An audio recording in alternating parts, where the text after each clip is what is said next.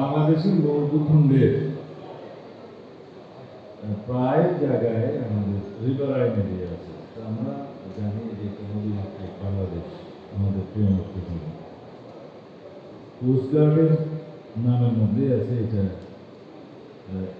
Meant for coastal area, কিন্তু আমরা এখানে রিভারাইন এরিয়াগুলোকে সংযুক্ত করেছি। ভবিষ্যতের কার্যক্রম জলপথে বা জলাংশে আরও বিস্তৃত করা হবে। এমনকি আমাদের চিন্তা ভাবনা এটা হাওর অঞ্চলেও নিয়ে যাওয়া যায় কিনা সেটা আছে। শুধুমাত্র কোস্টাল এরিয়াতে স্পেশালি যেটা ম্যানগ্রোভ ফরেস্ট সুন্দরবন এলাকায় আর টোটাল কোস্টাল বেল্টে যেখানে যেখানে দুর্গম যায় পানি পথ ছাড়া অন্য কোনোভাবে যাওয়ার সুযোগ নাই, সেই সমস্ত জায়গায় অন্যান্য সুন্দরবন বাহিনীর সদস্যরা সাধারণত যেতে পারতেন না।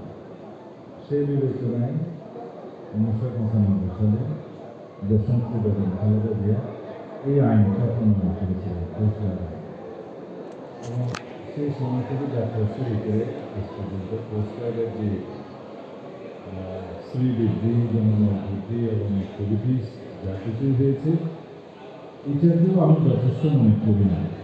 সেই জন্য আজকে একটা নীতিগত সিদ্ধান্ত দিয়েছি যে বর্তমান 5,000 সদস্যের কোস্টগার্ডকে আমরা ক্রমান্বয়ে এই সময়ের মধ্যে 10,000 উন্নীত করব, এবং তার সাথে লজিস্টিক, ইকুইপমেন্টস, ট্রেনিং, অন্যান্য যা ফ্যাসিলিটিস প্রয়োজন সেটা আমরা সংযুক্ত করি। আমাদের দেশে এরকম কোনো তৎপরতা নেই। কিছু এক্সট্রিমিস্ট গ্রুপ থাকে, পৃথিবীর সব দেশেই এরকম অ্যাক্টিভ থাকে, রেডিক্যাল কিছু ফোর্স থাকে, ফান্ডামেন্টাল কিছু পলিটিক্যাল পার্টি থাকে, এগুলো আমরা ইউজ করি, এগুলো থাকে। কিন্তু সেই বিষয়ে আপনি যে শব্দ উচ্চারণ করলেন, আমাদের দেশের বর্তমান কালচারে সেটা এখন আর নাই। আগে সেই শব্দটা উচ্চারিত হতো ফেসিবাদী আমলের সময়, তারা নিজস্ব রাজনৈতিক ফায়দা হাসিলের জন্য এগুলোকে হাতিয়ার হিসাবে ব্যবহার করত।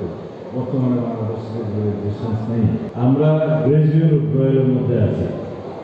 অল সার্টেন ফোর্সকে উড্রয়াল করা যায় না, গ্রাজুয়াল আমরা উড্রয়ালের মধ্যে আছি। আপনারা দেখতে পাবেন খুব শিগগিরই মাঠ থেকে তাদেরকে ইনএডমিসিবল পাওয়ার যেটা আছে সেটা খুব সীমিত সংখ্যায় নিয়ে আসা হবে। তবে সবসময় দেশের বিদ্যমান আইন অনুসারে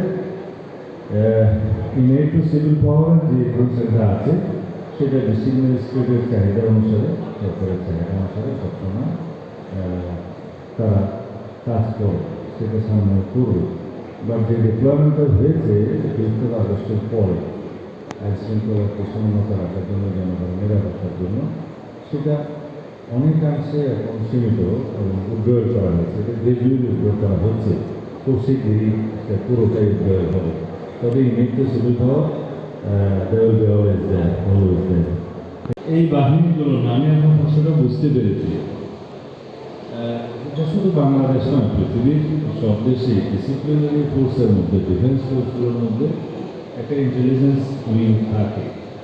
নিজস্ব বাহিনীর কোনো সদস্য কোনোভাবে দেশ বিরোধী বা অন্য কোনো কর্মকাণ্ডে জড়িত কিনা সেটা ইন্টারনাল ইন্টেলিজেন্সের জন্য মিলিটারি ইন্টেলিজেন্স কাজ করে, সেটা সব বাহিনীতে থাকে এবং সমন্বিত একটা ফোর্সও থাকে এবং সেন্ট্রাল ভিজিলেন্স থাকে। তো এগুলোর মধ্যে দিয়ে কেউ যদি এরকম কোনো কর্মকাণ্ডে জড়িত থাকে তাদেরকে ফাইন্ড আউট করা হয় এবং তাদের জন্য যে মিলিটারি আইনে যে সমস্ত প্রসিডিওর আছে, সেগুলো ফলো করা হয়। It is nothing new.